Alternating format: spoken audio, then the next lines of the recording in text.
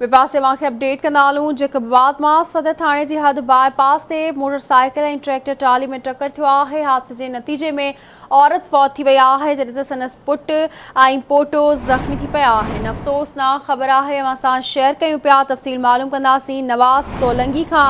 जी नवाज़, update कजो, हादसे बाबति कहिड़ा तफ़सील आहिनि? जी बिल्कुल ही बलूचिस्तान जा रहवासी हुआ जेका मोटरसाइकिल ते वञी रहा पंहिंजे नंढे ॿार जे इलाज जे लाइ। उस्तामौद बलूचिस्तान जा रहवासी आहे, उहो सखर वञी रहा पंहिंजे ॿारड़े खे खणी करे इलाज जे लाइ। त बाईपास ते मोटरसाइकिल ऐं ट्रैक्टर में टक्कर थी पियो, जंहिं ते मोटरसाइकिल सवार जेको औरत हुई 50 वरनि जी मुसमात हुसना जेको आहे उहा फौत थी वई। उनजो पुटु जेको मोटरसाइकिल हलाए पियो आबिद अली, ऐं उनजो पोटो जेको आहे मासूम अली रज़ा जेको आहे उहो सख़्तु ज़ख़्मी थी पिया आहिनि। ज़ख़्मियुनि खे जेको आहे सिविल अस्पताल आंदो वियो, लाश बि हुते आंदो वियो आहे। यानी त पुलिस जेको आहे ट्रैक्टर ट्राली खे पंहिंजे तहवील में थी छॾियो आहे। इन खां अलावा जेको आहे त उन्हनि जी हालत जेकी आहे, जेको नीगर आहे अली रज़ा, उनजी हालत सख़्तु गणकी जोगी हुई, जंहिंजे करे जेको आहे उनखे लाड़काणे रेफर कयो वियो आहे। जेको आहे त हिन वक़्तु वाक़िए जो केस जेको आहे अञा ताईं दाख़िल न थी सघियो आहे अॼु जे सदर थाणे ते। जी महिरबानी मुंहिंजी अपडेट खणण लाइ।